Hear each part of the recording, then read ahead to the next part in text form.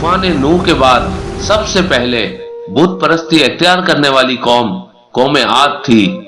اس قوم کی سب سے خاص بات یہ تھی کہ جسامت کے اعتبار سے، لئیم شئیم کے اعتبار سے، طاقت کے اعتبار سے، قوت کے اعتبار سے یہ وہ قوم تھی کہ پوری دنیا میں ان سے زیادہ طاقتور کوئی قوم نہ تھی۔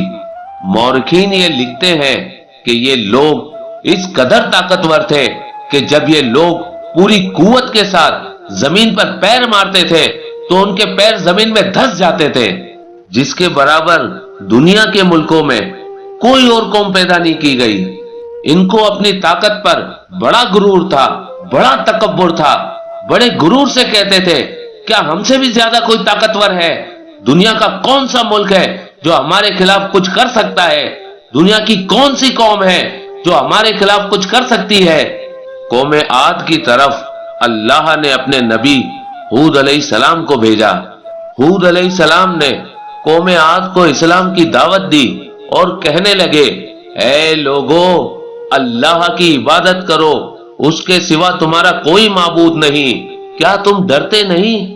ان کی قوم کے سردار نے کہا، ہم تو آپ کو جھوٹا سمجھتے ہیں، آپ ہمارے پاس اس لیے آئے ہیں کہ ہم اللہ کی عبادت کریں اور جن کو ہمارے باپ دادا پوچھتے آئے ہیں ان کو چھوڑ دیں۔ کیا آپ ہمیں بتائیں گے کہ ہمارے باپ دادا غلط تھے؟ کیا آپ ہمیں بتائیں گے کہ ہم نے کس کی پرستش کرنی ہے اور کس کی عبادت کرنی ہے؟ ہر گلی کوچے میں جو کام ہو رہا ہے وہ غلط ہو رہا ہے، صرف آپ ٹھیک کہہ رہے ہیں۔ تو لوگ ہنسنے لگے، ان کا مذاق اڑانے لگے اور کہنے لگے، اگر آپ سچے ہیں تو جس چیز سے ہمیں ڈراتے ہیں اسے لے آئیں۔ ہود علیہ السلام نے کہا، تم پر پروردگار کی طرف سے عذاب اور غضب کا نازل ہونا مقرر ہو چکا ہے، تو تم انتظار کرو اور میں بھی تمہارے ساتھ انتظار کرتا ہوں۔ حضرت ہود علیہ السلام تبلیغ کرتے رہے، دن گزرتے رہے، یہاں تک کہ کچھ عرصے بعد بارش کا آنا بند ہو گیا۔ لوگوں نے اس بات پر توجہ نہ دی، کسی نے پرواہ نہ کی۔ صورتحال تھوڑی اور سنگین ہوئی، کسی نے سنجیدہ نہیں لیا۔ پھر کچھ اور وقت گزرا، بارش نہ ہونے کی وجہ سے زمین بنجر ہونا شروع ہو گئی، ہری بھری کھیتیاں سوکھنا شروع ہو گئی، جانور مرنا شروع ہو گئے، انسان پیاسے ہونا شروع ہو گئے، بچے اپنی ماں سے پانی مانگ رہے ہیں، پانی پینے کی تلاش میں لوگوں کو دور دور سفر پر جانا پڑا۔ اس قوم میں سے کچھ لوگوں کو صورتحال کی سنگینی کا احساس ہوا، کچھ لوگ مضطرب ہیں، کچھ لوگ پریشان ہیں اور کچھ لوگ پر امید ہیں کہ یہ وقت گزر جائے گا۔ سردار قوم والوں کو تسلی دینے لگے، ان کو بہکانے لگے، یہ تو ہمارے خداؤں نے امتحان میں ڈالا ہے، پریشان نہ ہو۔ ایک دن ساری قوم پریشانی کی حالت میں بیٹھی تھی کہ اچانک ایک بادل ان کی وادیوں کی طرف آنے لگا۔ وہ قوم جو ممنون تھی وہ قوم اب مسرور ہو گئی، وہ قوم جو اداس تھی وہ قوم اب خوش ہو گئی، وہ قوم جو مایوسی کی باتیں کر رہی تھی وہ سب اب خوش ہو گئے، وہ سردار جو اندر سے ڈرے ہوئے تھے وہ بھی اب خوش ہو گئے۔ سردار نے اپنی قوم سے کہا، دیکھا ہم نہ کہتے تھے، یہ تو ہمارے خداؤں نے امتحان لیا ہے، مشکل وقت ہے، ٹل جائے گا۔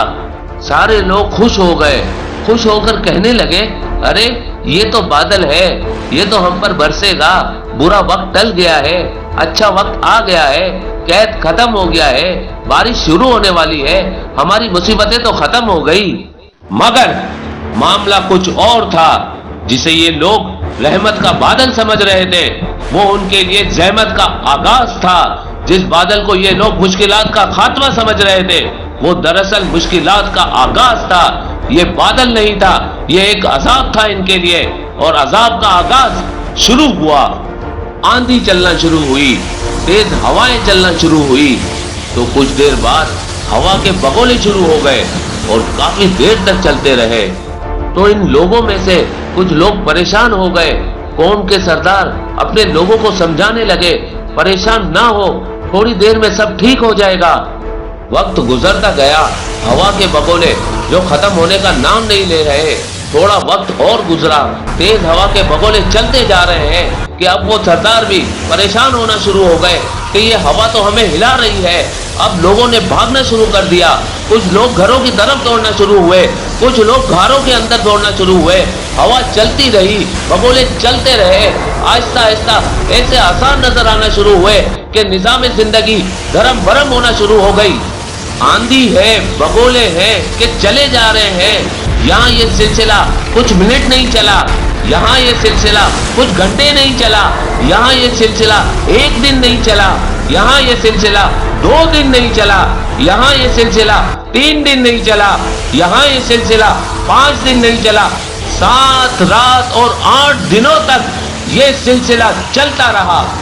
انسان اس بگولوں میں اوپر اڑنا شروع ہو گئے اور اوپر سے اس طرح گرے جیسے کھجوروں کے کھوکھلے تنے، یعنی انہیں کھجور کے درختوں کے ایسے تنوں سے تشبیہ دی گئی جن کے سرے الگ ہو چکے ہو، کیونکہ ہوا آدمی کو اٹھا کر اوپر لے جاتی تھی، پھر اسے سر کے بل پھینک دیتی تھی، جس سے اس کا سر پاش پاش ہو جاتا تھا، دھڑ باقی رہ جاتا تھا جیسے کھجور کا تنا۔ سورہ قمر کی ایک آیت کا مفہوم ہے، ان پر آندھی چلائی گئی، وہ لوگوں کو اس طرح اکھیڑے ڈالتی تھی گویا اکھڑی ہوئی کھجوروں کے تنے۔ سورہ زاریات میں فرمایا، اور عاد کی قوم کے حال میں بھی نشانی ہے، جب ہم نے ان پر نامبارک ہوا چلا دی، وہ ہوا جس چیز پر چلتی اس کو ریزہ ریزہ کیے بغیر نہ چھوڑتی۔